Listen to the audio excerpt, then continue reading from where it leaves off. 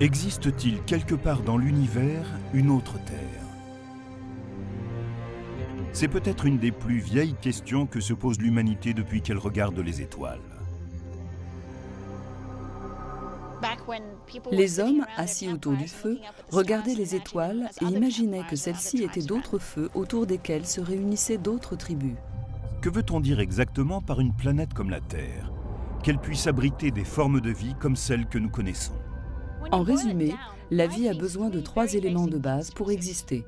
Il lui faut un milieu liquide quelconque pour que s'y produisent des réactions chimiques. Et nous pensons que l'eau est le liquide le plus vraisemblable pour cette opération, car elle est prédominante dans l'univers. On a aussi besoin de chercher les composants de base, les molécules qui permettraient de créer la vie, le phosphore de l'ADN, et puis il faut une source d'énergie. Il s'avère qu'une planète comme la Terre, avec l'eau dont elle dispose, possède tous les éléments indispensables. Les planètes capables d'abriter des formes de vie comme celles que l'on trouve sur Terre ne doivent pas forcément être des copies conformes de notre planète. C'est un peu comme le fait qu'il existe différents types de maisons. Si vous allez dans une ville, vous verrez de grandes demeures et des maisons plus petites, plus modestes, avec simplement 2 pièces. Et puis dans d'autres villes, vous trouverez des studios, des gratte-ciels et encore d'autres formes d'habitat. Elles abritent toutes des êtres humains de même que toutes ces planètes peuvent abriter la vie. C'est un peu comme cela quand on explore l'univers.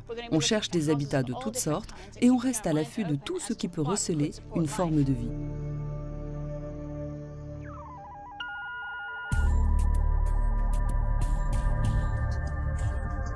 Les astronomes ont découvert plus de 300 exoplanètes, des planètes en dehors du système solaire.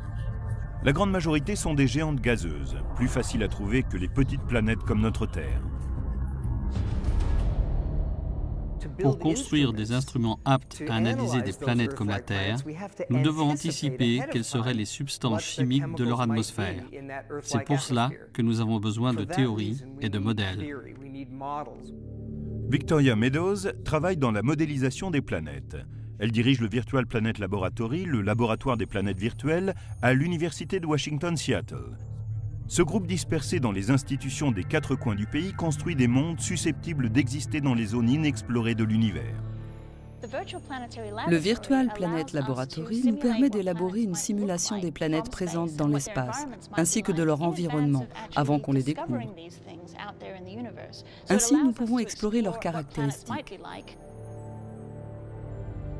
Dans ce laboratoire, on peut construire des planètes fantastiques, comme le fait un romancier de science-fiction, mais avec un super ordinateur à la place du stylo.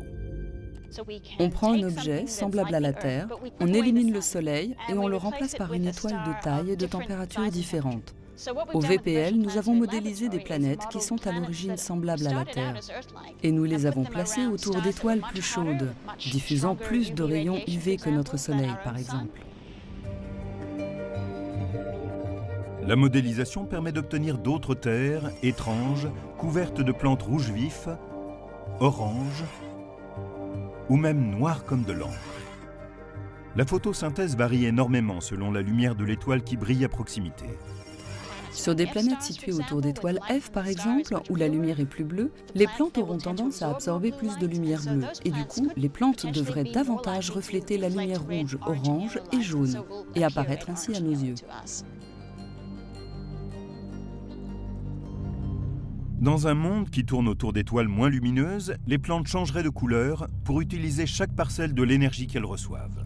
Si l'on se tourne vers des étoiles M plus froides que le Soleil, les plantes des mondes avoisinants pourraient en fait être noires, car elles voudraient absorber autant de lumière que possible afin d'opérer la photosynthèse. Ensuite, viennent les planètes qui seraient des mondes aquatiques. On aurait une Terre tournant autour d'une étoile de type M qui la frapperait en permanence de radiations mortelles. Et comment la vie s'en sort-elle à la surface de cette planète? Est-il possible d'y trouver des formes de vie alors qu'on a une étoile enflammée de type M à proximité? Il s'avère que l'on peut vivre alors à 9 mètres sous l'eau, échapper ainsi aux pires embrasements et en même temps avoir encore assez de lumière pour pouvoir effectuer une photosynthèse et survivre.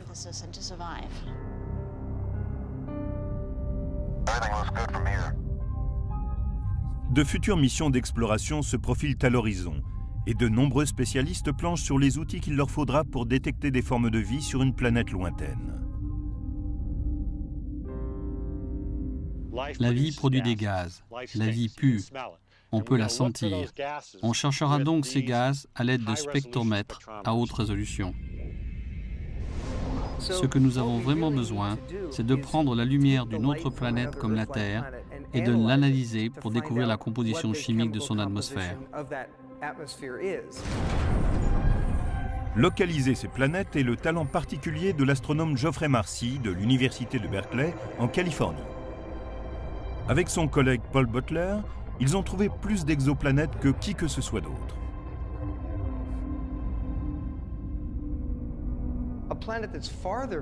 Une planète plus éloignée de son étoile hôte serait très froide. Ainsi, il y a un domaine entre les deux qu'on appelle la zone habitable, où la température est parfaite.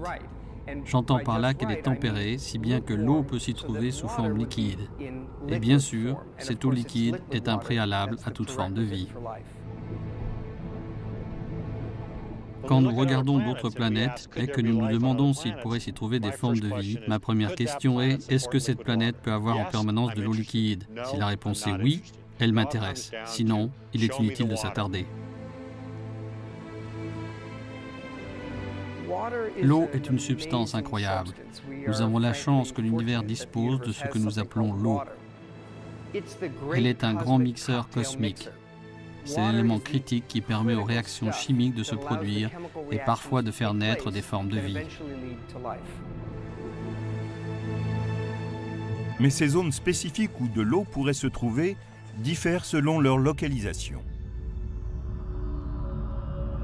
Si l'étoile avoisinante est chaude, de type O, cette zone en sera plus éloignée. S'il s'agit d'une étoile froide, de type M, cette zone en sera plus proche. Et cela peut même se transformer au cours du temps, car les étoiles ne sont pas stables. Notre propre zone habitable, ici, sur Terre, aura changé dans quelques millions d'années, quand notre Soleil sera plus vieux et plus chaud.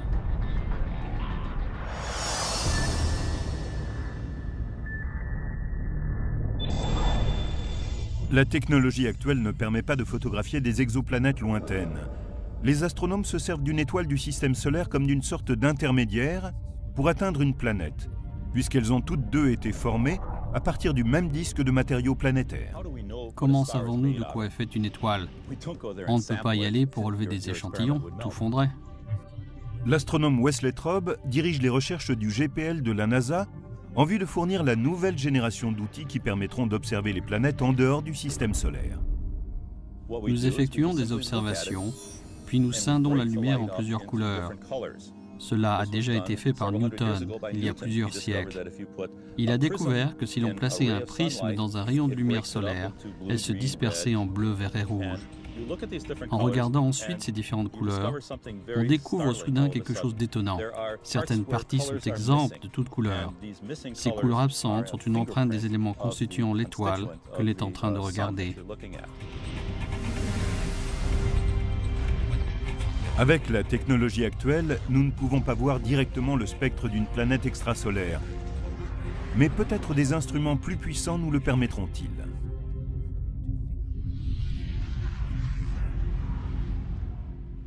Si on observe cette lumière venant de la planète et qu'on la disperse avec un prisme ou un instrument analogue, on peut dire de quoi est constituée cette planète. C'est ainsi que nous savons si elle possède de l'oxygène, comme notre atmosphère. Si son atmosphère contient de la vapeur d'eau, de l'ozone, du dioxyde de carbone et de l'oxyde d'azote. Et rien dans l'univers ne demeure fixe avec le temps. Quand notre Terre s'est formée il y a 4,5 millions d'années, son atmosphère était très différente de ce qu'elle est aujourd'hui. Victoria Meadows et son équipe ont pour objectif d'anticiper et d'élaborer des modèles d'autres planètes semblables à la Terre. Il serait un peu irréfléchi de ne rechercher que des planètes riches en oxygène et au même stade de développement que nous. En effet, quand on cherche des mondes habitables, ils peuvent être extrêmement différents. Il peut y en avoir de toutes sortes. Et si nous découvrons une autre Terre, quelles sont les chances d'y rencontrer une civilisation avec laquelle nous puissions communiquer ?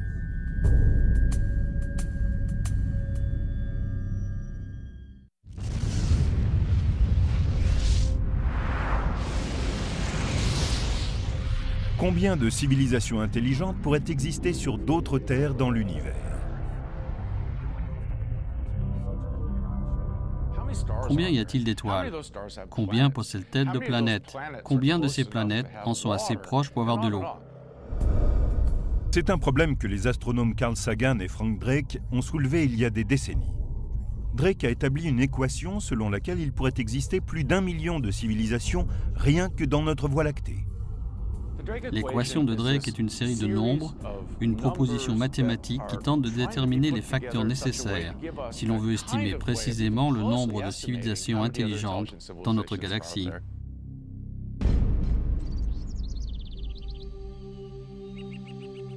Peter Ward, professeur de géologie et de paléontologie à l'Université de Washington-Seattle, pense que l'équation de Drake surestime largement le nombre de civilisations avancées qui pourraient exister sur d'autres terres de l'univers. Peter Ward et Don Brownlee, astrophysiciens, expliquent dans leur ouvrage Rare Earth, Terre rare, pourquoi selon eux les formes de vie complexes telles que les animaux ou les humains sont sans doute rares. Nous avons commencé à penser que c'était trop simpliste, que d'autres éléments étaient en jeu. Ward cite un nombre de facteurs qui tendraient à diminuer les estimations de Drake quant au nombre de formes de vie avancées qui pourraient exister dans la Voie lactée et par extension dans l'univers. Tout d'abord, il y a la tectonique des plaques, ou des rives des continents. Certains se demandent quelle est la relation avec la fréquence des formes de vie sur la planète. La tectonique des plaques produit un recyclage des éléments qui effectue des actions vraiment fondamentales. La plus importante est de générer une règle de mesure des températures, comme un thermostat de la planète. S'il commence à faire trop chaud, le processus de la tectonique des plaques nous aide à nous rafraîchir.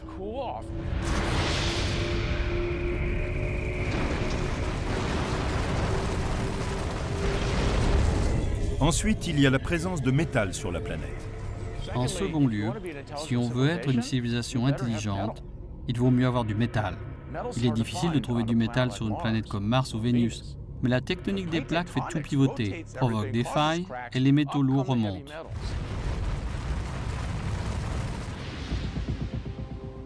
De quoi avons-nous besoin d'autre? Nous avons besoin d'une Jupiter protectrice. Le fait qu'il y ait une géante gazeuse comme Jupiter à la forte attraction gravitationnelle aux confins du système solaire protège les planètes intérieures et ses éventuelles terres d'impacts fréquents qui pourraient être catastrophiques. C'est parce que les planètes comme Jupiter, par leur force gravitationnelle, balayent au loin les astéroïdes et les comètes. Elles permettent ainsi à la Terre de survivre sans trop subir de chocs venant de débris égarés. Les planètes protectrices, comme Jupiter, permettent à des formes de vie de se développer sans que des impacts d'astéroïdes et de comètes ne provoquent leur extinction, comme c'est arrivé aux dinosaures.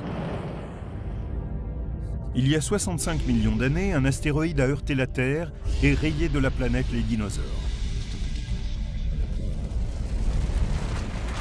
Si les dinosaures ont disparu, c'est parce que Jupiter a mal fait son boulot. Elle aurait dû être virée. Elle a été nulle ce jour-là. Elle a laissé passer un de ses astéroïdes et on a vu ce que cela a donné. La comète Shoemaker-Levy s'est écrasée sur Jupiter à la fin du siècle dernier. Tel est le rôle de cette planète. C'est important d'avoir une planète comme Jupiter à l'intérieur du système galactique. La plupart des astrophysiciens concentrent leurs efforts dans la recherche de mondes situés dans la zone habitable, autour d'une étoile. Mais Ward et son co-auteur pensent que la position de la planète à l'intérieur de la galaxie est également un élément important. C'est pour cela que nous avons défini ce que nous appelons la zone galactique habitable, une zone à l'intérieur de la galaxie qui n'est ni trop proche ni trop lointaine. C'est la zone que nous appelons Goldilocks dans notre galaxie. Ils ont établi 9 facteurs caractéristiques de ce qu'on appelle une zone galactique habitable.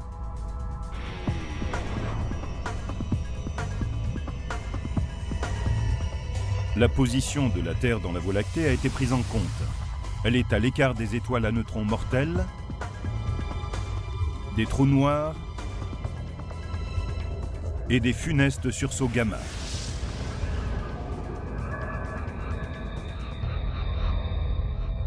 Dans ces caractéristiques sont inclus le nombre d'étoiles proches de la planète et les chances d'abriter une vie microbienne. On a même estimé la fréquence à laquelle les planètes pourraient avoir vu leur vie s'éteindre. La Terre elle-même a peut-être frôlé la catastrophe en 1998. Une étoile de forte densité, appelée un magnétar, a rejeté un sursaut gamma mortel et libéré en 0,2 de seconde autant d'énergie que le Soleil en émettra au cours des 100 000 prochaines années. Par chance, ce magnétar était situé à 20 000 années-lumière de la Terre. Il y a une question à se poser. Que se serait-il passé si ce magnétar s'était trouvé non pas à 20 000 années-lumière de la Terre, mais à 10 000? S'est-il déjà produit un événement à quelques centaines d'années-lumière seulement? Dans ce cas, de nouveaux calculs suggèrent que cela pourrait déséquilibrer notre atmosphère en une seule explosion. Et ensuite, je ne peux plus respirer.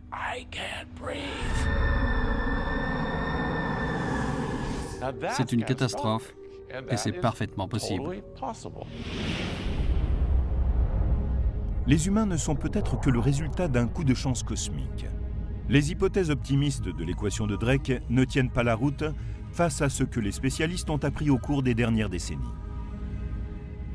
L'équation de Drake était une construction remarquable, mais elle a été élaborée dans les années 60. Nous avons donc ajouté des éléments qui n'étaient pas connus à l'époque, et je pense que cela la rend plus fiable. Et finalement, cela réduit les hypothèses, et je pense que le chiffre de millions de civilisations avancées ne peut plus être défendu. Combien pourrait-il y avoir d'autres terres abritant des civilisations avancées dans notre Voie lactée? On m'a déjà demandé de nombreuses fois de faire une prédiction, et disons qu'il y en a une à laquelle je consens. Il peut y avoir plus d'une civilisation, mais moins d'1 million.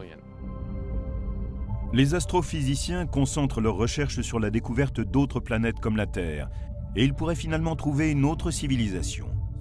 Mais déjà, l'exploration d'autres terres pose d'immenses défis techniques aux spécialistes. Contrairement aux étoiles qui ont pu être cataloguées, les planètes ne peuvent être aperçues avec la technologie actuelle. Une planète, quand elle est à des années-lumière, est presque au sommet de son étoile quand on la voit de l'extérieur du système solaire. Et le pire, c'est qu'une planète semblable à la Terre, mais plusieurs fois plus grande, ne reflète qu'une quantité infinitésimale de la lumière de son étoile. Nous avons ainsi une étoile brillante et une planète 10 milliards de fois plus pâle. Pour beaucoup d'entre nous, il est difficile d'imaginer ce qu'est réellement 10 milliards de fois. Mais prenons une luciole, une toute petite luciole avec une lumière très faible, et supposons que cette luciole tourne autour d'un phare.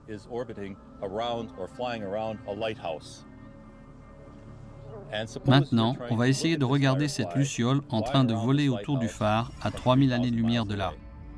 Voilà à quoi cela ressemble. En admettant qu'on ait trouvé la tâche que représente la luciole, il faut ensuite imaginer ce qu'elle respire en analysant le gaz qu'elle exhale.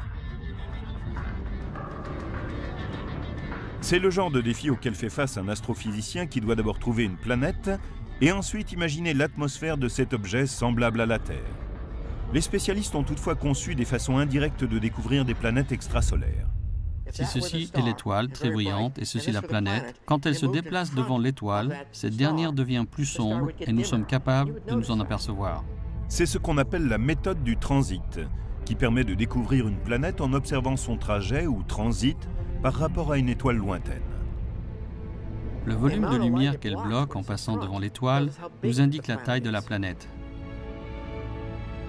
Nous utilisons cette méthode pour comprendre s'il s'agit d'une petite planète comme Mercure, d'une planète comme la Terre ou d'une géante comme Jupiter. Et nous utilisons la période orbitale et la température de l'étoile pour déterminer s'il s'agit d'une zone habitable. La période orbitale est le temps que prend une planète pour faire le tour de son étoile. Elle va son chemin, revient une année plus tard et continue ainsi. Quand cette période est combinée au type et à la taille de l'étoile, cela indique aux spécialistes si les planètes découvertes sont potentiellement dans une zone habitable.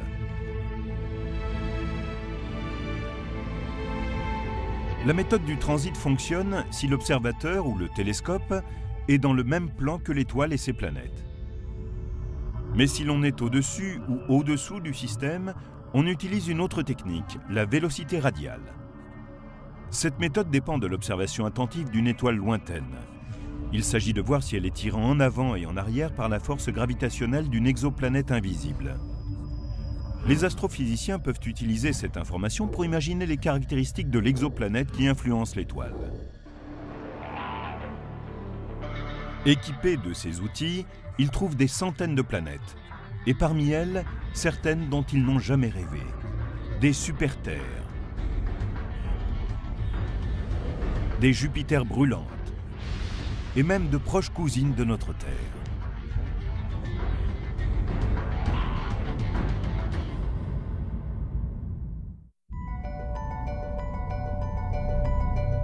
Au cours de cette recherche de planètes de type terrestre, parmi les milliards d'étoiles que compte l'univers, les astronomes ont trouvé une relation entre la composition d'une étoile et la probabilité qu'elle ait des planètes autour d'elle.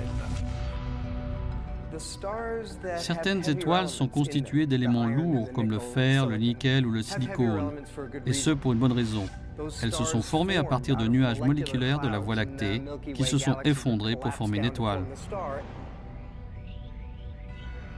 Dans ce processus, elles ont laissé autour d'elles de la matière placentaire qui s'est parfois coagulée en planètes. Il est évident que les étoiles qui comprennent beaucoup d'éléments lourds formeront des planètes qui en prendront également en quantité. La proportion d'éléments lourds dans une étoile est appelée sa métallicité, ce qui ne signifie pas forcément qu'elle contient beaucoup de métal au sens habituel. Pour un astrophysicien, un métal est tout élément plus lourd que l'hydrogène ou l'hélium.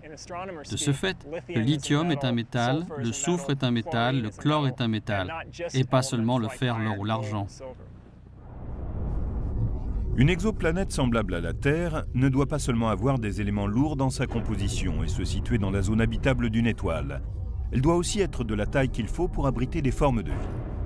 Cela signifie que sa taille doit lui permettre d'avoir une atmosphère, un système de tectonique des plaques et des volcans, ces points étant essentiels pour réguler la température. Pour que cela soit possible, les spécialistes estiment qu'une planète doit faire au minimum un tiers de la masse de la Terre.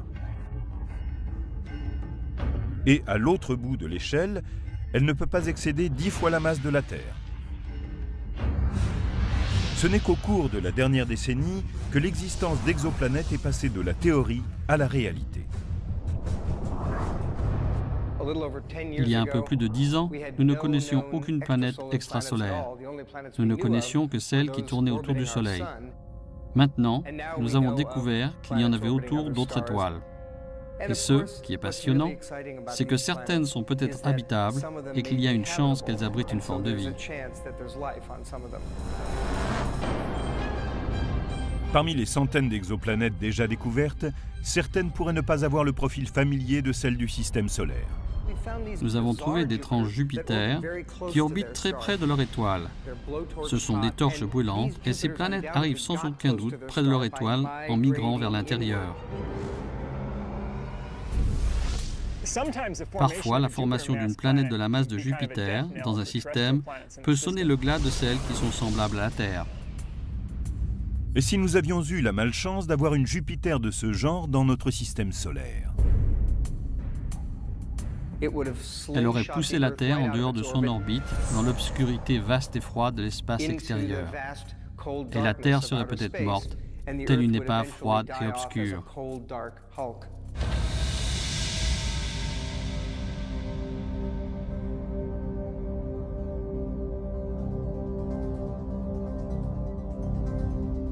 Plus de 300 exoplanètes ont été repérées et on en découvre constamment.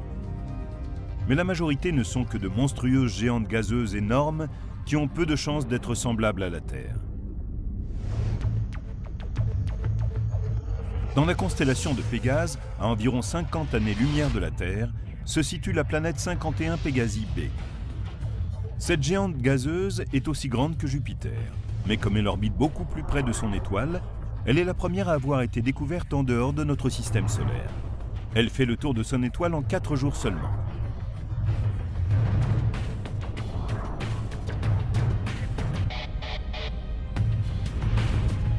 La planète 70 Virginis B est encore plus loin que Pégase. Elle est à 60 années-lumière et 7 fois et demie plus massive que notre Jupiter.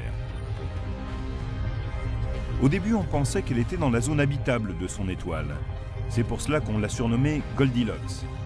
Mais par la suite, des calculs ont démontré que son orbite excentrique la conduisait jusqu'à 43 millions de kilomètres de son étoile, véritable rôtissoir.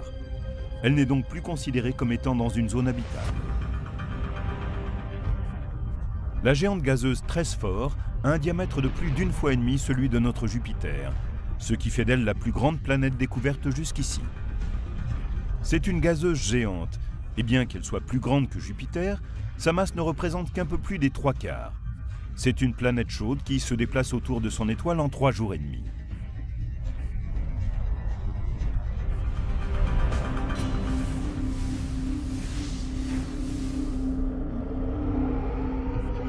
Les astrophysiciens n'ont pas découvert de planètes comme la Terre en dehors de notre système solaire, parce qu'ils ne sont toujours pas en mesure de détecter des planètes rocheuses relativement petites comme elle. La technologie n'est pas encore au point. Mais ils ont eu plus de chance en ce qui concerne les super-Terres. En réalité, on a pu découvrir des planètes susceptibles de se trouver dans une zone habitable autour d'autres étoiles. Il y a un exemple classique, c'est la planète Gliese 581c. Le système de Gliese 581 est situé à environ 20,5 années-lumière de la Terre, dans la constellation de la Balance. Gliese 581 fait 5 fois la masse de notre Terre. On avait quelque espoir qu'elle soit la première planète semblable à la Terre découverte dans la zone habitable d'une étoile, mais cela s'est révélé faux. Elle ne correspond pas tout à fait aux critères. Au lieu d'être une super-Terre, ce serait une super-Vénus. Elle serait comme notre Vénus, mais plus chaude, avec une température possible de 600 degrés, et elle serait également plus massive que Vénus. Mais Gliese 581c a une parente un peu plus lointaine et plus froide. C'est Gliese 581d. Celle-ci est localisée aux confins de la zone habitable, là où il fait plus froid. Quand on la regarde au début, on se dit qu'elle est un peu trop froide, mais il s'avère que si la planète possédait suffisamment de gaz à effet de serre, elle pourrait être assez chaude.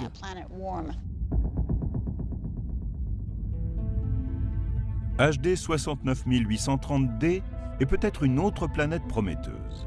Elle fait 17 fois la taille de la Terre et se trouve à environ 42 années-lumière de notre système solaire, dans la constellation de la Poupe. HD 69830d est une planète où la vie pourrait apparaître parce qu'elle possède à peu près la bonne température. Elle pourrait connaître une température située entre celle de Vénus et celle de la Terre. De plus, elle suit une orbite presque circulaire, ce qui signifie qu'elle ne va pas griller en se rapprochant trop près de son étoile. Il peut y avoir de l'eau liquide. La masse de la planète n'est peut-être pas optimum puisqu'elle représente 17 fois la masse de la Terre, ce qui en ferait une boule de roche ou une boule de gaz comme Neptune. Quand la NASA sera en mesure de lancer des missions à la recherche de planètes, on s'attend à ce que des astronomes puissent établir un spectre qui nous donnera plus d'informations sur la composition d'une planète. Ils pourraient dire si elle possède une surface solide ou s'il s'agit d'un monde aquatique ou encore de quelque chose de complètement différent. La recherche d'autres terres a mené les astronomes à des années-lumière de notre voisinage spatial. Mais une autre Terre pourrait-elle exister dans notre système solaire?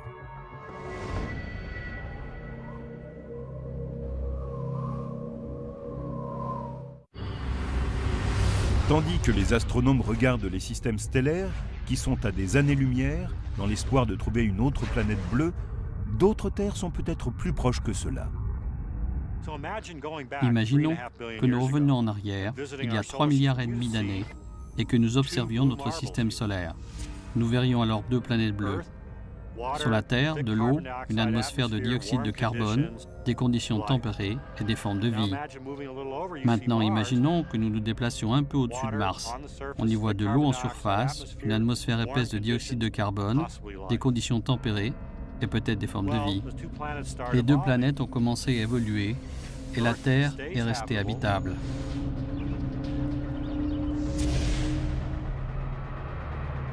Mais pas Mars. Vénus et Mars sont juste à la limite de la zone d'habitabilité. Toutes deux peuvent être des exemples de Terre qui auraient raté leur évolution, car une fois que l'on a quitté la voie, il est impossible de revenir en arrière. Mars est un enseignement.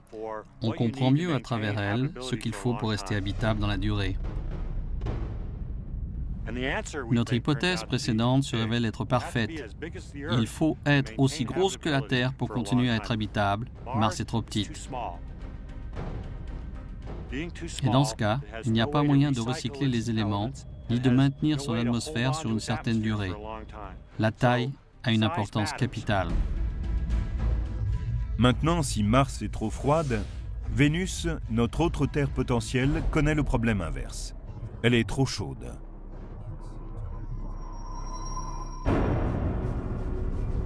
Elle était un peu trop près de son étoile, du Soleil, donc elle est devenue chaude, elle l'est restée.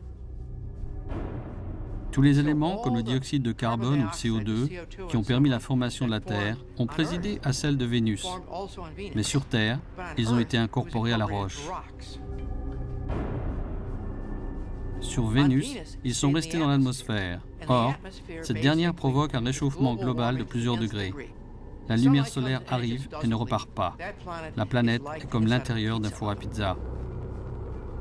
Vénus n'a pas réussi parce qu'elle était trop proche de son étoile. Elle n'est pas née au bon endroit et Mars n'avait pas la bonne taille. Tout cela est très intéressant. Nous avons Vénus, la Terre et Mars. Vénus est au mauvais endroit. Mars n'a pas la bonne taille et la Terre, elle, est au bon endroit et à la taille qu'il faut. Si nos voisines immédiates dans le système solaire n'offrent pas toutes les garanties pour être semblables à la Terre, notre plus proche voisine galactique, Alpha du Centaure, pourrait cacher une planète qui posséderait tous les critères exigés. Elle se situe à un peu plus de 4 années-lumière. À l'échelle cosmique, c'est la porte à côté. Il y a de bonnes chances pour que des planètes comme la Terre tournent autour d'une ou deux étoiles d'Alpha du Centaure. Greg Loeffling a conçu un modèle informatique pour démontrer que des planètes de type terrestre devraient exister dans ce système. Il y a un certain nombre de raisons pour lesquelles Alpha du Centaure est l'étoile idéale, si l'on veut traquer les planètes de type terrestre. Elle est proche, elle comprend deux étoiles comme le Soleil, elle possède une quantité d'éléments lourds qui interviennent dans la construction des planètes. À quelle distance de la Terre Alpha du Centaure se situe-t-elle? Imaginons d'abord que l'on rétrécisse le Soleil à la taille d'un grain de sable. Un grain de sable est sans doute le plus petit objet que l'on puisse voir à l'œil nu et que l'on puisse sentir du bout des doigts. Si l'on considère que le Soleil est de la taille d'un grain de sable, le système Alpha du Centaure est comme 3 grains de sable situés à 8 km. Maintenant, si on veut trouver un système similaire à Alpha du Centaure qui convienne à notre recherche, il faut aller au-delà de l'horizon. Il s'avère que les étoiles d'Alpha du Centaure pourraient abonder en matériaux bruts aptes à fabriquer des planètes. Alpha du Centaure a une plus forte métallicité que le Soleil. Donc la formation de planètes aurait pu s'y produire sans difficulté majeure.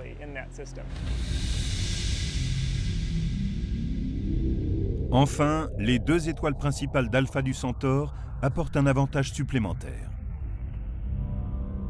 Les premières informations nous disent qu'il n'y a pas de planète de la masse de Jupiter dans le système d'Alpha du Centaure.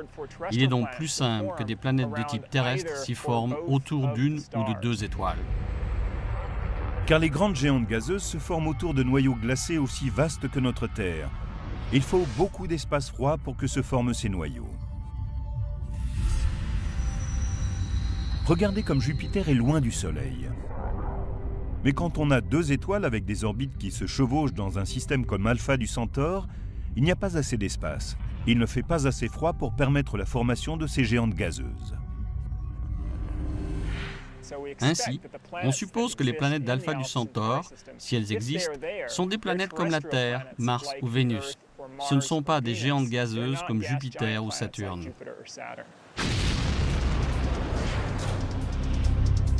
Et si nous pouvions enquêter sur le nombre de planètes comme la Terre qui existent dans notre partie de l'univers?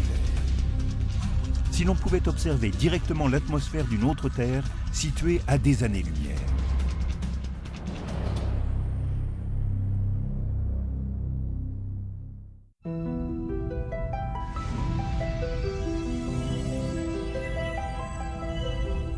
Pour découvrir une autre Terre, les astronomes doivent surmonter d'immenses défis techniques.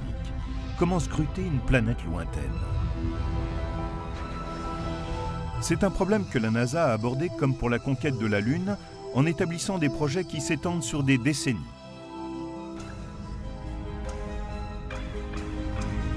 La première mission de recherche d'une exoplanète Kepler a été lancée en 2009. Ce projet de la NASA porte le nom du savant du XVIIe siècle, Johannes Kepler, qui découvrit les lois du mouvement des planètes.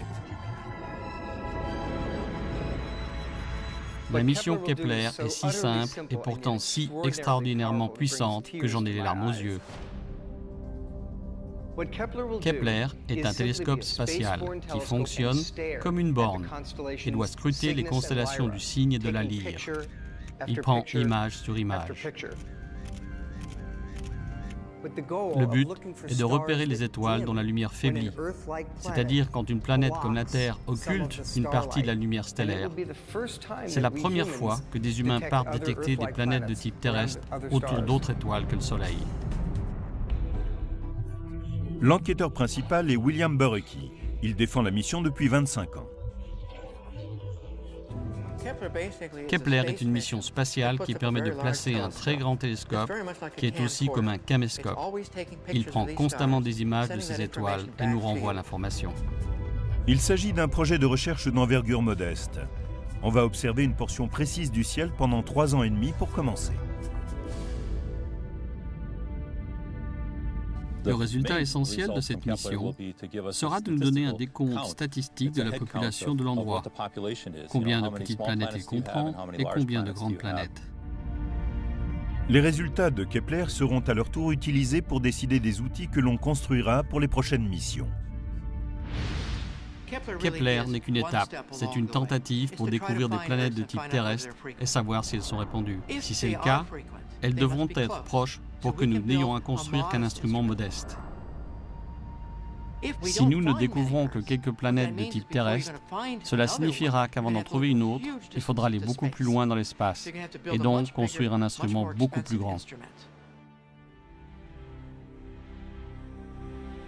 Le télescope le plus majestueux et le plus spectaculaire jamais conçu est appelé Terrestrial Planet Finder, chercheur de planètes terrestres. Ce devrait être un énorme télescope spatial de plusieurs milliards de dollars, mais aux performances uniques.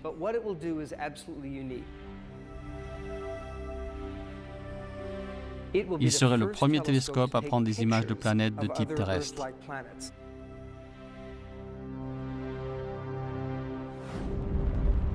Une technologie complètement nouvelle de télescope est en développement afin d'observer directement une planète en dehors de notre système solaire.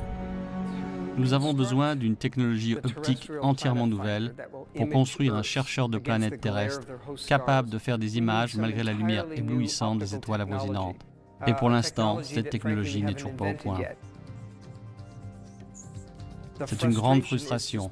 À l'heure actuelle, nous savons vaguement comment procéder pour détecter d'autres terres, mais nous ne savons pas encore construire des outils optiques pour y parvenir. La NASA voit ce chercheur de planètes terrestres comme une série de 2 télescopes de conception très avancés, différents mais complémentaires. Le premier est un télescope coronagraphique en lumière visible. C'est un grand télescope avec un miroir au moins 100 fois plus précis que le télescope spatial Hubble.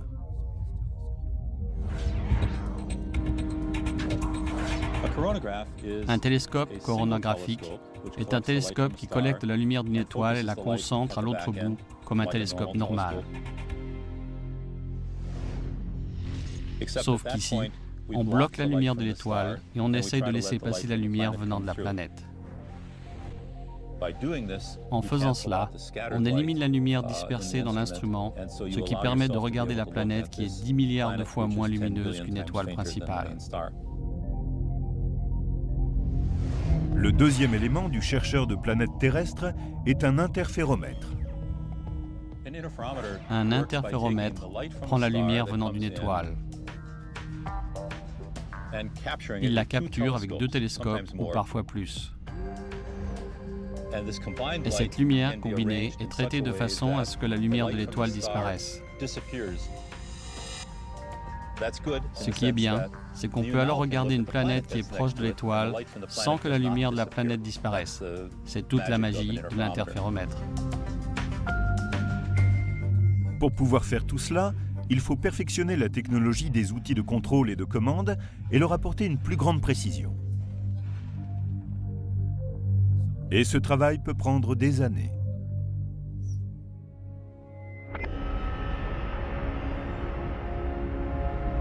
Ce but ultime de l'astronomie, découvrir une autre Terre en dehors du système solaire, a poussé les spécialistes à spéculer sur la façon dont une telle découverte nous affecterait. Je pense que si nous trouvons quelque part une autre Terre, cela aura un énorme impact sur la société.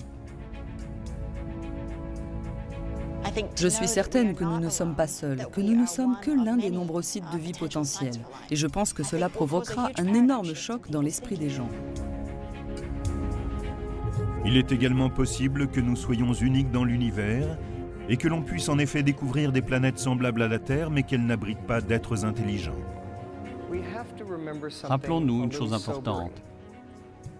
Il est possible que nous, humains, représentions un coup de chance dans l'arbre de l'évolution. Un brin de paille, si vous voulez, arrivé dans la savane de l'Est africain il y a 2 millions d'années. Ces hominidés ont occupé un créneau très rare qui ne s'était encore jamais présenté sur Terre depuis 4 milliards d'années.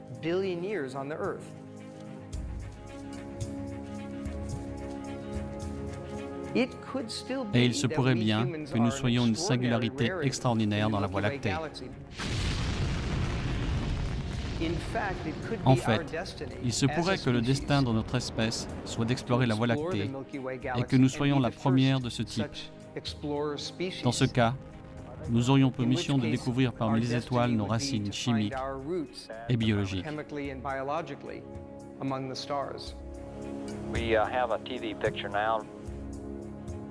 Really looks beautiful.